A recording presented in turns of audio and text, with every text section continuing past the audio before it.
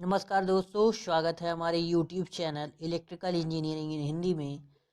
आज हम देखेंगे एक्सपेक्टेड डीसी मोटर के multiple choice question.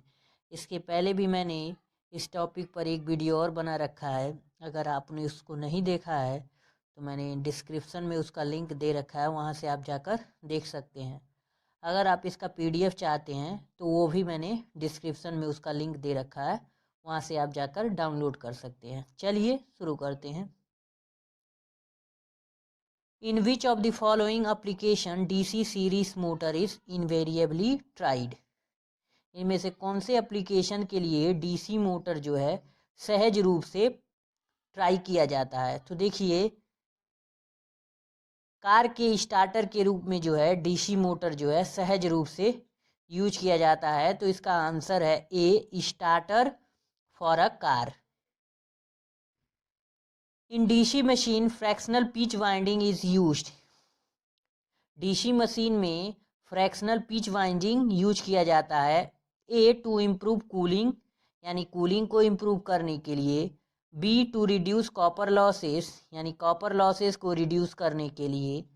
C, to increase the generated EMF, generated EMF को इंक्रीज करने के लिए। D, to reduce the sparking, sparking को रिड्यूस करने के लिए। तो देखिए, फ्रैक्शनल पिच वाइंडिंग जो है स्पार्किंग को रिड्यूस करने के लिए यूज किया जाता है। तो आंसर है D, fractional to reduce the spark. A 3 point starter is considered suitable for, यानी 3 पॉइंट स्टार्टर जो है किसके लिए सूटेबल होता है? ए, शंट मोटर्स, यानी शंट मोटर्स के लिए। B, shunt as well as compound motors, यानी शंट मोटर्स साथ ही साथ कंपाउंड मोटर्स के लिए। C, shunt compound and series motors, यानी शंट, कंपाउंड और सीरीज मोटर के लिए। डी, ऑल डीसी मोटर्स, यानी सभी डीसी मोटर के लिए। तो देखिए, 3 पॉइंट स्टार्टर जो होता है वो शंट मोटर और कंपाउंड मोटर के लिए यूज किया जाता है। तो आंसर है B, shunt as well as compound motors. और देखिए, सीरीज मोटर के लिए फेस प्लेट स्टार्टर यूज किया जाता है। सीरीज मोटर के लिए फेस प्लेट स्टार्टर यूज किया जाता है। In case the condition for maximum power for a DC motor are established, the efficiency of the motor will be। अगर मान लीजिए मैक्सिमम डीसी मोटर्स के लिए मैक्सिमम पावर के कंडीशन की दशा इस्टाब्लिश हो जाती है, यानी स्थापित हो जाती है, तो मोटर की इफिशियंसी क्या होगी? ए, 100%, यानी 100% होगी। बी, अराउंड 90%, यानी लगभग 90% होगी। सी, एनी वेयर बिटवीन 75% एंड 90%, यानी 75 से 90% के बीच कहीं भी। डी, लेस देन 50%, यानी 50% से कम। तो देखिए, मैक्सिमम पावर की दशा में जो है डीसी मोटर के इफिशियंसी जो होती है 50% से कम होती है। तो आंसर है D, less than 50%। The ratio of starting torque to the full load torque is least in case of. तो देखिए, स्टार्टिंग टार्क और फुल लोड टार्क का अनुपात जो है लीस्ट होता है शंट मोटर्स की दशा में। किसमें होता है? शंट मोटर्स की दशा में। तो आंसर है B, shunt motors. In DC motors which of the following can sustain the maximum temperature rise. DC motors में इनमें से कौन सा जो है मैक्सिमम टेम्परेचर राइज को, यानी अधिकतम जो टेम्परेचर को सह सकता है? ए, स्लिप रिंग्स, यानी स्लिप रिंग्स, स्लिप रिंग चूंकि डीसी मोटर में होता ही नहीं है। B, commutator, commutator. C, field winding. D, armature winding. तो देखिए, मैक्सिमम वो टेम्परेचर राइज को फील्ड वाइंडिंग जो है सह सकता है। तो आंसर है C, field winding. Which of the following law rule can be use to determine the direction of rotation of DC motor. इनमें से कौन सा रूल जो है डीसी मोटर के घूमने की दिशा डिटरमाइन किया जा सकता है? A, Lenz law, Lenz law से। B Faraday's law, C Coulomb's law, D Fleming's left hand rule. तो देखिए फ्लेमिंग्स लेफ्ट हैंड रूल की से मोटर के घूमने की दिशा ज्ञात कर सकते हैं, और जबकि फ्लेमिंग्स राइट हैंड रूल से डीसी जनरेटर में इंड्यूस्ड ईएमएफ की दिशा ज्ञात कर सकते हैं। तो इसका आंसर है D Fleming's left hand rule. Which of the following load normally needs starting torque more than rated torque. इनमें से कौन सा लोड है जिसके लिए रेटेड टार्क से अधिक स्टार्टिंग टार्क की आवश्यकता होती है। A blower, B conveyor, C air compressors, D centrifugal pumps. तो देखिए कन्वेयर्स के लिए जो है रेटेड टार्क से अधिक स्टार्टिंग टार्क की आवश्यकता होती है, और कन्वेयर्स के लिए सीरीज मोटर यूज किया जाता है, और सेंट्रीफ्यूगल पंप्स के लिए शंट मोटर यूज किया जाता है। The starting resistance of a DC motor is generally. DC motor का स्टार्टिंग रेजिस्टेंस सामान्यतः कितना होता है। तो सामान्यतः जो है स्टार्टिंग रेजिस्टेंस लो होता है, तो इसका आंसर है A low. The speed of a DC series motor is. DC series motor का स्पीड क्या होता है। तो देखिए डीसी सीरीज मोटर का स्पीड जो है आर्मेचर करंट के इन्वर्सली प्रोपोर्शनल होता है, तो इसका आंसर है D inversely proportional to the armature current. In a DC series motor if the armature current is reduced by 50%, यदि डीसी सीरीज मोटर में आर्मेचर करंट जो है 50% कम कर दिया जाए, तो the torque of the motor will be equal to, यानी मोटर का टार्क जो होगा किसके बराबर हो जाएगा। तो आप देख सकते हैं यहाँ मैंने फार्मूला लिख दिया है, T is directly proportional to I square, I A square. तो आर्मेचर करंट के स्क्वायर के अनुसार वेरी करता है। तो देखिए हाफ कर देंगे यानी 50% रिड्यूस कर देंगे I/2, तो देखिए क्या हो जाएगा I/2 कर देंगे तो I स्क्वायर बाई 4 हो जाएगा टोटल। तो ये देखिए और जो हो जाएगा इस तरह से टार्क जो होगा प्रीवियस वैल्यू का 25% हो जाएगा। तो इस तरह आंसर जो हमारा हो जाएगा 25% of the previous value. The current drawn by the armature of DC motor is directly proportional to। DC motor के आर्मेचर द्वारा जो करंट जो लिया जाता है वो डायरेक्टली प्रोपोर्शनल होता है, यानी सीधे समानुपाती होता है। तो टार्क रिक्वायर्ड टार्क यानी आवश्यक टार्क के सीधे समानुपाती होता है। तो आंसर है A the torque required. The power mentioned on the nameplate of an electric motor indicates। Electric motor के नेम प्लेट पर जो पावर मेंशन होता है क्या इंडिकेट्स करता है। A the power drawn in KW, यानी पावर के किलो वाट में, ठीक ना, पावर ड्रॉन को प्रदर्शित करता है। B the power drawn in KVA, यानी किलो वोल्ट एम्पियर में पावर ड्रॉन को प्रदर्शित करता है। सी द ग्रॉस पावर, यानी ग्रॉस पावर को प्रदर्शित करता है। D the output power available at the shaft, shaft पर उपलब्ध आउटपुट पावर को प्रदर्शित करता है। तो देखिए इलेक्ट्रिक मोटर के नेम प्लेट पे जो पावर में मेंशन होता है वो शाफ्ट पर उपलब्ध जो आउटपुट पावर होता है वो इन प्रदर्शित होता है। तो आंसर है इसका D the output power available at the shaft. Which DC motor has got maximum self loading property. इनमें से कौन सा डीसी मोटर जो है मैक्सिमम सेल्फ लोडिंग प्रॉपर्टी रखता है। तो देखिए मैक्सिमम सेल्फ लोडिंग प्रॉपर्टी जो है डिफरेंशियली कंपाउंडेड मोटर रखता है, और डिफरेंशियली कंपाउंडेड मोटर जो होता है लो स्टार्टिंग टार्क भी रखता है, और ये रिसर्च और एक्सपेरिमेंटल वर्क्स के में यूज किया जाता है। तो इसका आंसर है D differentially compounded motor. Which DC motor will be suitable along with flywheel for intermittent light and heavy loads।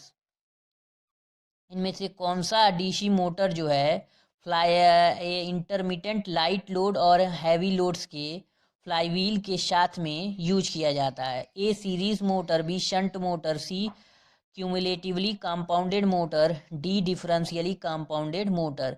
तो देखिए intermittent light and heavy loads के लिए क्यूमुलेटिवली कंपाउंडेड मोटर यूज किया जाता है। तो इसका आंसर है C cumulatively compounded motor. If a DC shunt motor is working at the no load and if a shunt field circuit suddenly opens, अगर मान लीजिए डीसी शंट मोटर जो है नो लोड्स पर कार्य कर रहा है और शंट फील्ड सर्किट जो है अचानक ओपन हो जाता है तो क्या होगा। तो देखिए शंट फील्ड अगर अचानक ओपन हो जाता है तो मोटर जो है वो बहुत तेज़ी से घूमने लगता है, तो बहुत ज़्यादा तेज़ी से घूमने लगता है। तो इसका आंसर देखिए क्या होगा, इसका आंसर होगा C. This will result in excessive speed possibly destroying armature due to excessive centrifugal stresses. यानी इसका परिणाम यह होगा कि वह बहुत अधिक स्पीड प्राप्त कर लेगा और armature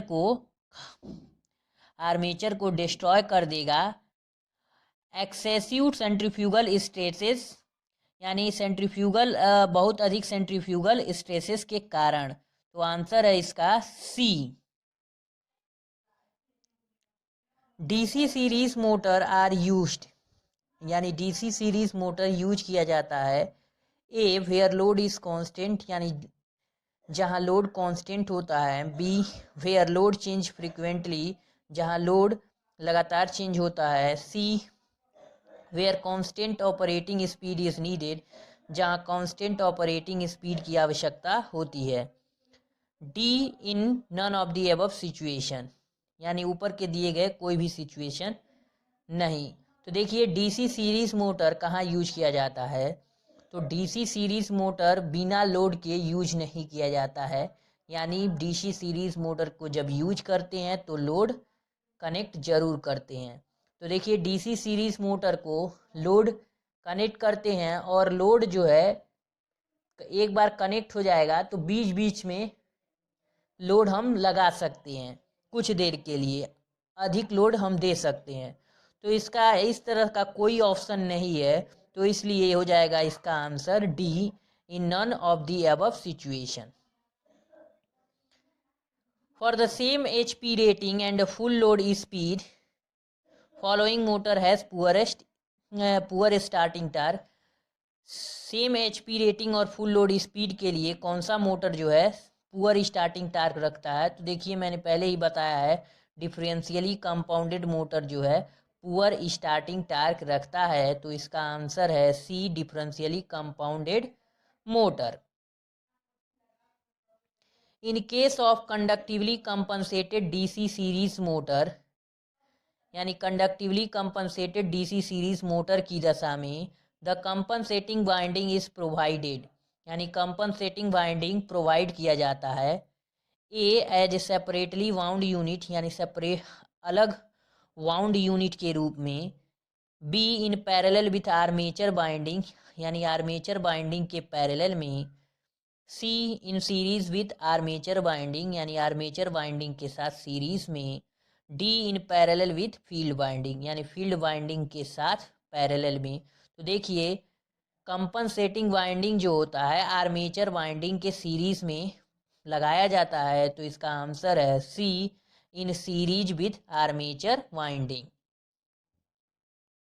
sparking at the commutator of a DC motor में रिजल्ट इन, यानी कम्यूटेटर पर डीसी मोटर के कम्यूटेटर पर स्पार्किंग का क्या परिणाम होता है। तो देखिए A damage to the commutator segments, यानी कम्यूटेटर सेगमेंट्स को डैमेज करता है और कम्यूटेटर सेगमेंट्स जो होता है वो कॉपर का बना होता है। B damage to the commutator insulation, यानी कम्यूटेटर इंसुलेशन को डैमेज करता है। कम्यूटेटर इंसुलेशन जो होता है माइका का बना होता है। सी इंक्रीज्ड पावर कंजम्पशन, यानी पावर कंजम्पशन को इंक्रीज करता है। D all of the above.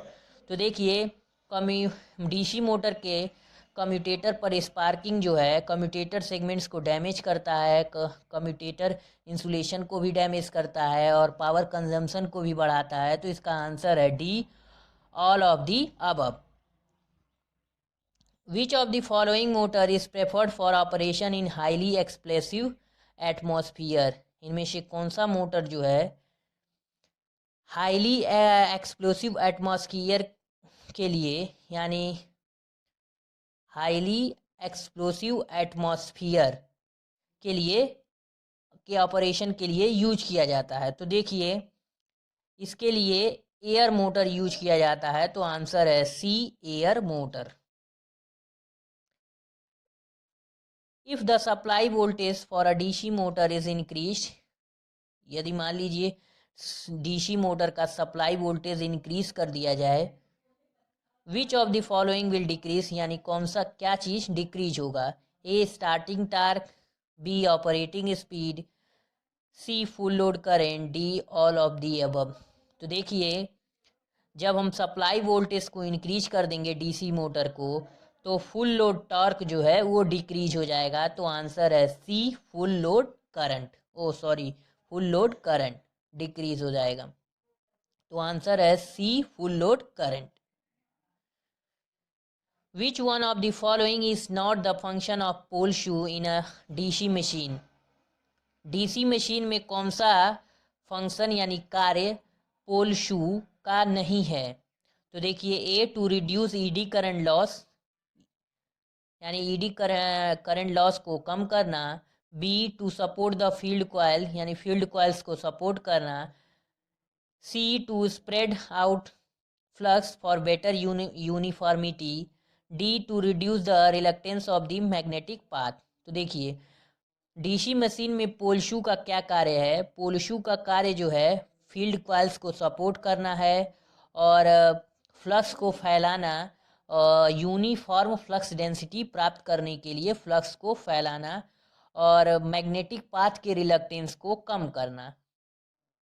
पोल शू का कार्य जो है ईडी करंट लॉस को कम करना नहीं है। तो इसका आंसर जो है ए होगा। तो आंसर है A, to reduce eddy current loss. The mechanical power developed by a shunt motor will be maximum when the ratio of back EMF to the applied voltage is। देखिए डीसी शंट मोटर कहे या DC motor कहे, ये दोनों का answer इसमें same ही होगा। तो देखिए इसका फार्मूला होता है back EMF is equal to half supply voltage maximum power की दशा में।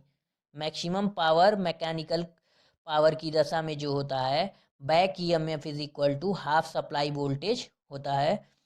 तो देखिए बैक ईएमएफ और अप्लाइड वोल्टेज का अनुपात पूछा है, तो back EMF upon applied voltage या सप्लाई वोल्टेज बात एक ही है, 1/2 होता है। तो इसका 1/2 मतलब 0.5। तो इसका आंसर हो जाएगा डी, 0.5। आज के लिए इतना ही, धन्यवाद। प्लीज़ लाइक और सब्सक्राइब करना ना भूलें।